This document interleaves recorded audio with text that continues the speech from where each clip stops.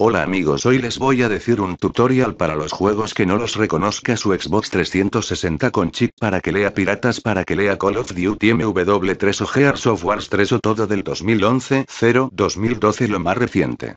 Creo que es la Tupitle Update. De este link las puedes descargar. www.xbox.net.